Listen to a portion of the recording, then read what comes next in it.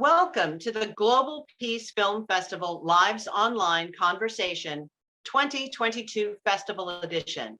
Please join me, Kelly Devine, the Artistic Director, and Nina Strike, the Executive Director, in welcoming Sabia Prince and Samuel George, the filmmakers behind Berry Farm, Community, Land, and Justice in Washington, D.C., a film that you can see as part of our upcoming 20th Global Peace Film Festival events. All of the information about our screenings and other events can be found at our website, peacefilmfest.org. Our in-person events begin September 19th, running through the 25th, followed immediately by our virtual online access beginning September 26th, ending October the 2nd. Again, all of the information regarding our upcoming events can be found at peacefilmfest.org. And now please join us in welcoming Sabia and Sam. Thank you both for joining us today and for your really thoughtful, compelling film. Thank you for having us. Yeah, thank you very much. Hi, Sabia and Sam. Sabia, let's start out. Tell us about the film. Sure. This is a film about a historic African-American community located in the southeastern region of our nation's capital, Washington, D.C. It tells the story of the community's origins, which goes back to the post-Civil War period.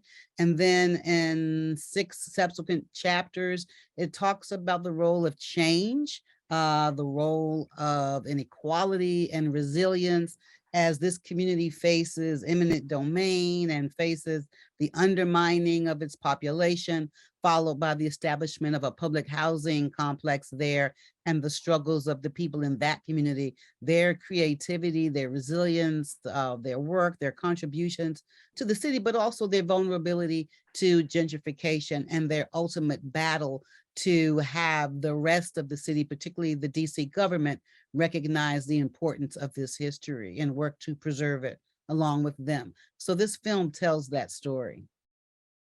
We're so excited to bring it to the Global Peace Film Festival. You know, such a cool festival that really matches the reasons that I think we kind of make films, this idea of films with a purpose.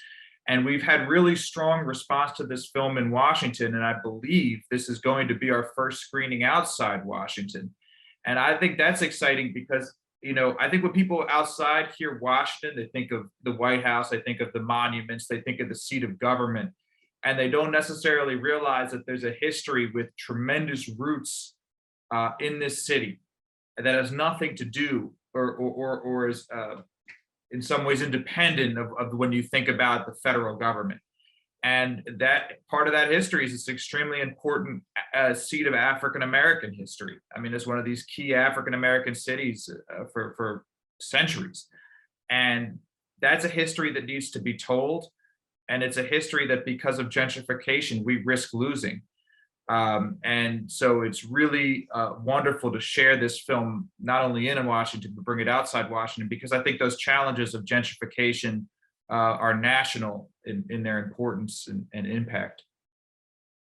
Oh, indeed.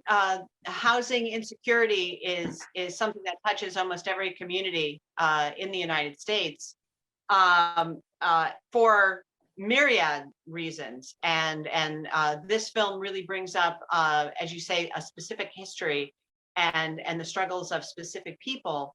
How did you, Sam, how did you decide to, approach this in partnership with Sabia? We've had films that you have done as the sole director and filmmaker. What was it like working with Sabia and bringing her organization into the process?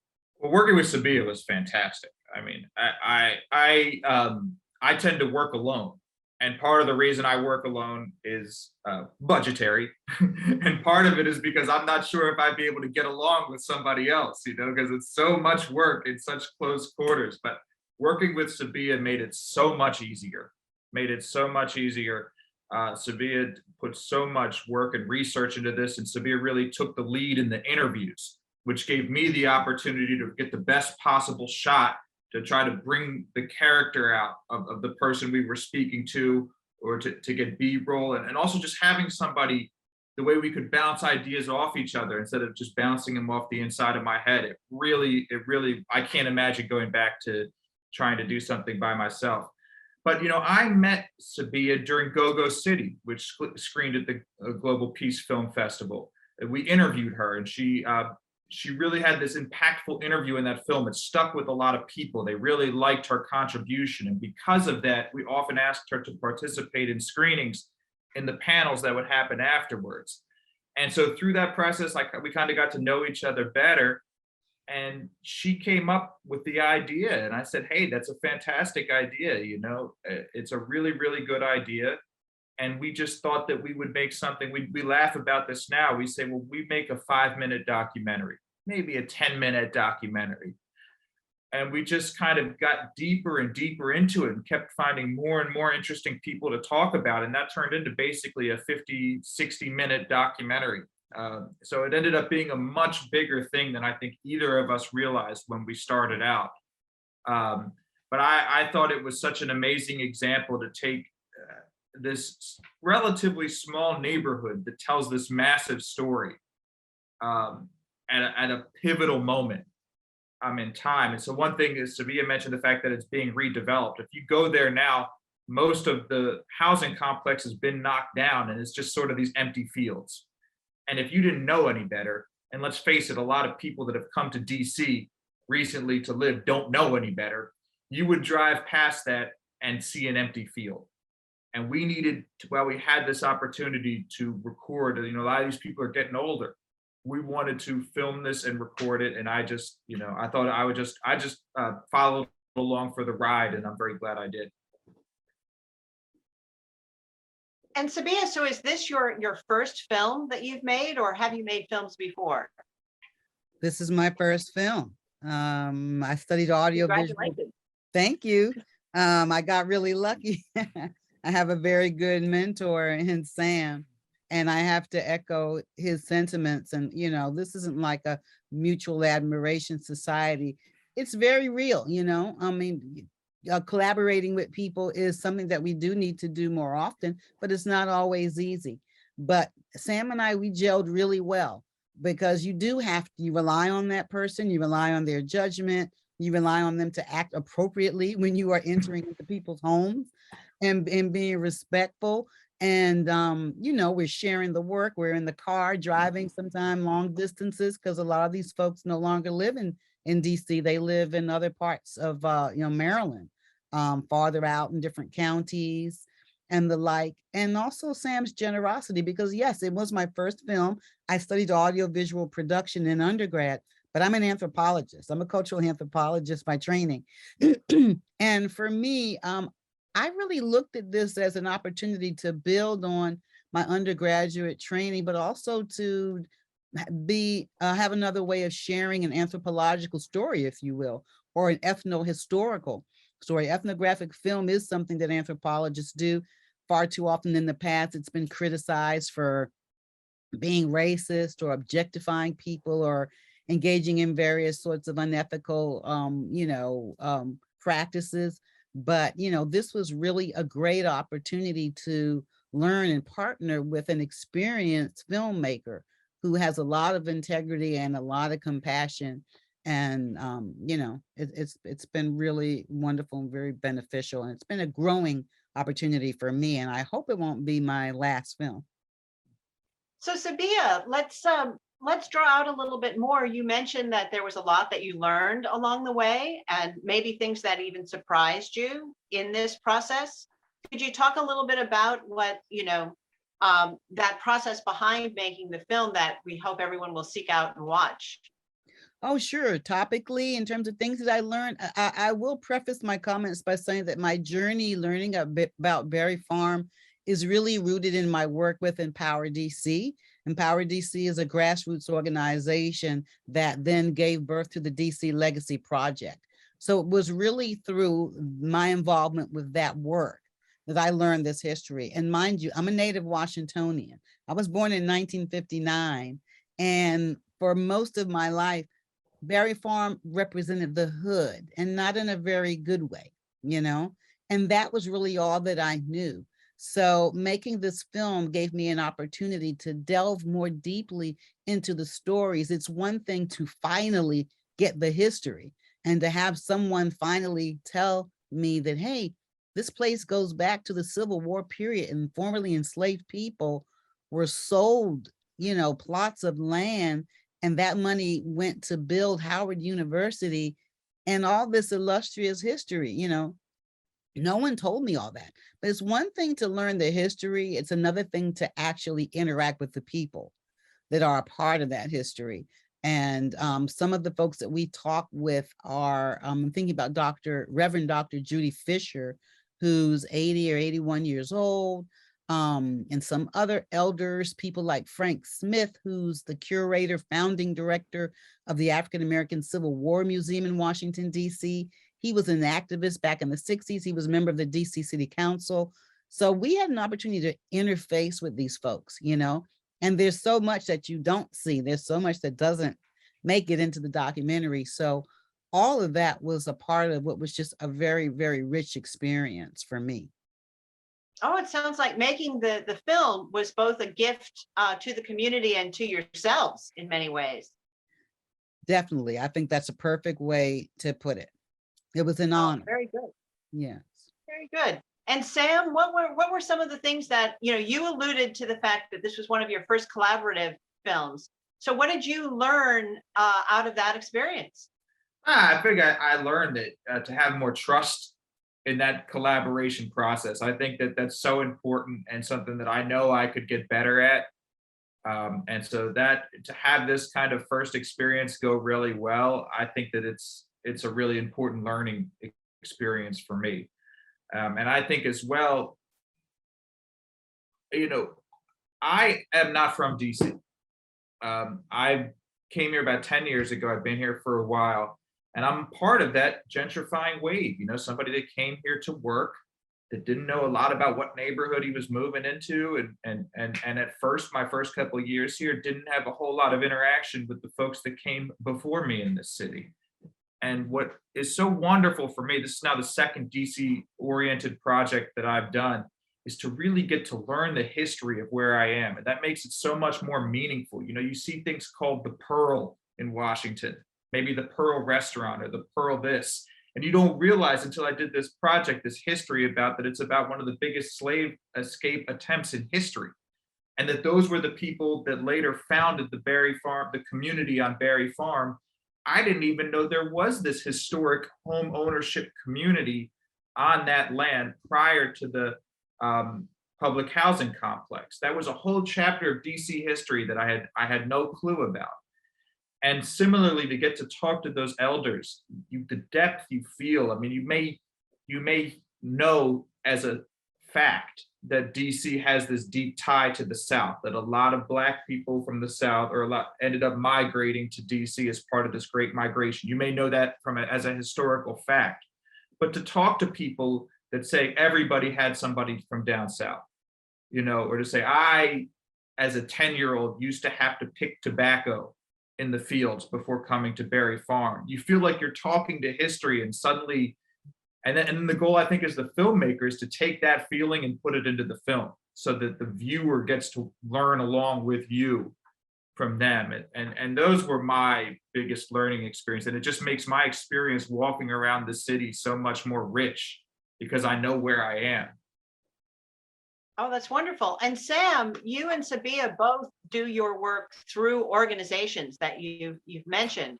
And that kind of collaboration between organizations is certainly at the center of what we do at Global Peace Film Festival. We are really about supporting our community and supporting people's efforts to see these films, hear these stories, and then take something back into their own lives and into their own communities that we hope will result in positive action.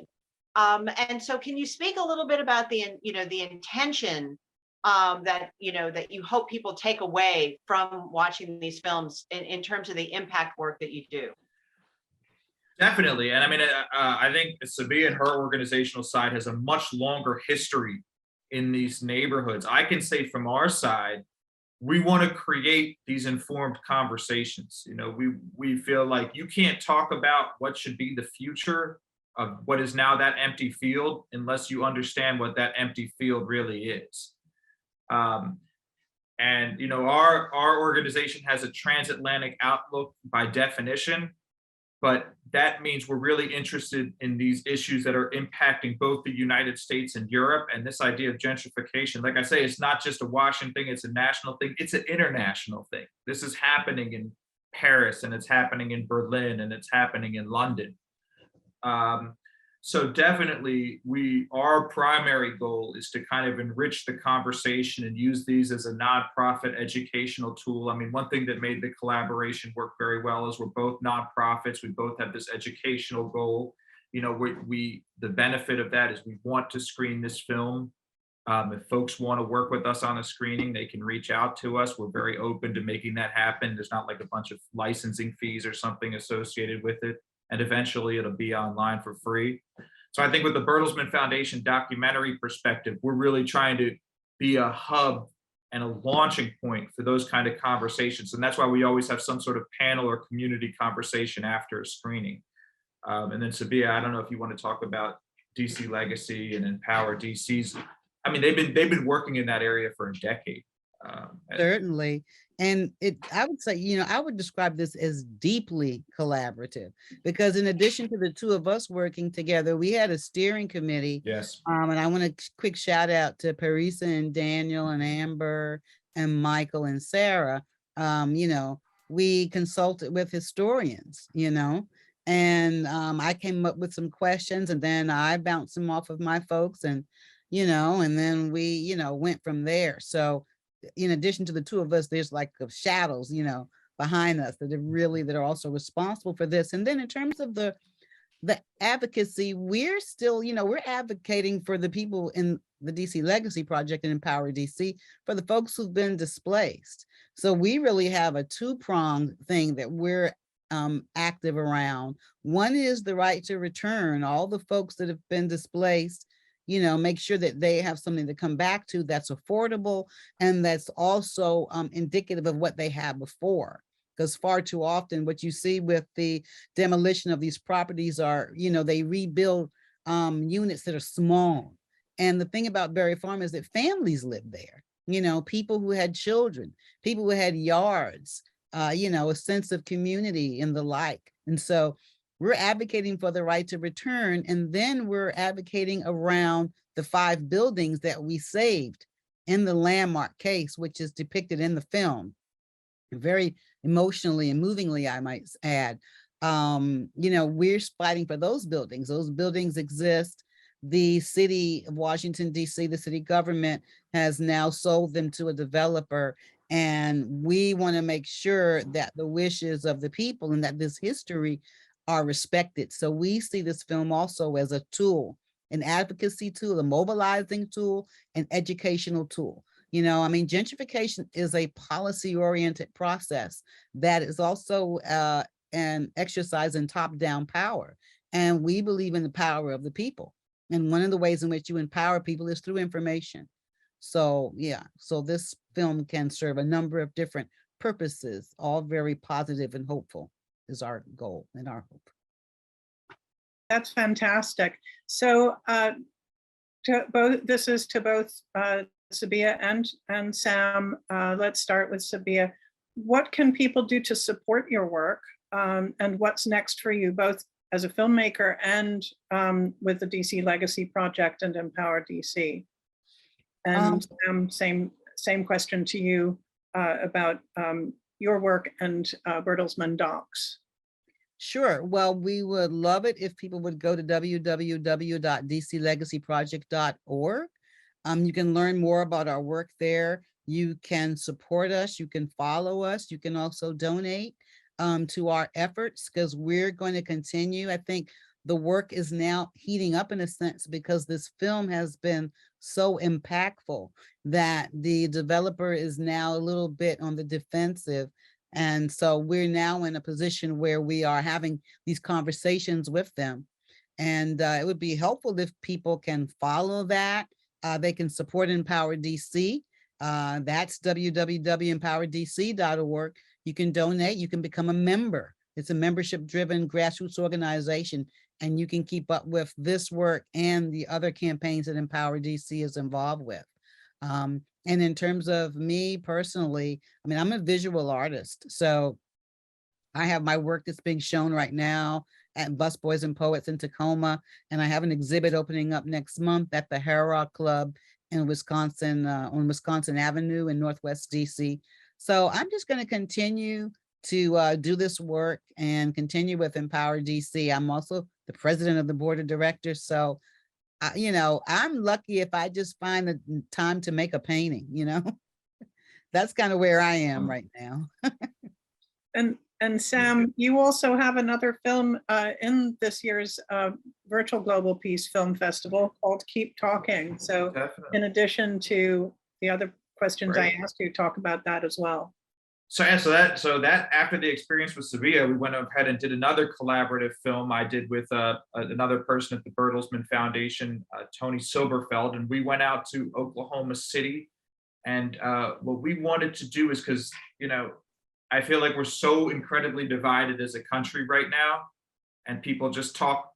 They say, "Oh, this is a civil war," and you know, we lose track of just how damaging it is when things drift from political divisions to violence, just how horrible that is. So what we wanted to do was go to Oklahoma City, which is of course 27 years after a terrible bombing that was based on these kind of political sentiments, an act of terrorism, political terrorism, in which many hundreds of people died. And we wanted to talk to individuals from all different walks of life that were impacted by that bombing and what they've learned. And it's called Keep Talking, because the one primary thread through all of it was that even when we get divided, we need to keep talking to each other and keep the communication, because when that communication disintegrates, that's when these terrible things happen. So that one we definitely is going to be on the online platform, Global Peace Film Festival. So that's one of the things we've got coming up. And generally, we just continue with this nonprofit documentary filmmaking at the Bertelsmann Foundation. And the primary way folks can help us is by watching the films at bfnadocs.org. And if you like it, share it. We got a number of new films coming out. So I mentioned Tony Silberfeld. He recently completed a documentary with Dr. Carol Anderson, where they're talking about some very painful chapters of American history that don't get taught in school. That's going to start being screened in different places around the country, and eventually all our films end up online for free. And we just hope you'll watch them, and if you like them, you share them. And if there's folks out there, maybe you teach, maybe you are part of a community organization, we'd love to do screenings. We love to do those, you know, and you can do those with or without us. Wow, but Sevilla and I are happy to talk in person, online. You're also happy to take the film and use it on your own in your classroom. These are educational tools. So just help us get the word out. That's the number one way you can help Bertelsmann Foundation documentaries. Well, thank you, Sam and Sabia. This has been a really wonderful and enlightening conversation. And I think anyone who goes and seeks out this film, Barry Farm, Community, Land, and Justice in Washington, D.C., will be rewarded mightily, because even if you've never been to D.C., as both Sabia and Sam have mentioned, it does speak to issues that are probably pretty relevant in your own backyard. So you would be rewarded by seeking out this film.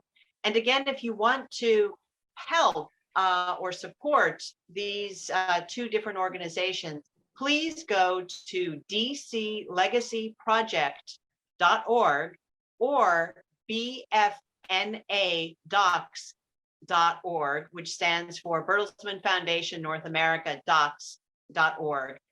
And if you want to find out information about seeing this film in person during our 20th anniversary Global Peace Film Festival, please visit peacefilmfest.org. And remember, our in-person screenings begin September 19th and run through September 25th, followed by our virtual online access beginning September 26th through October 2nd. Thank you so much for listening to this Glow, and we will see you at the next Glow.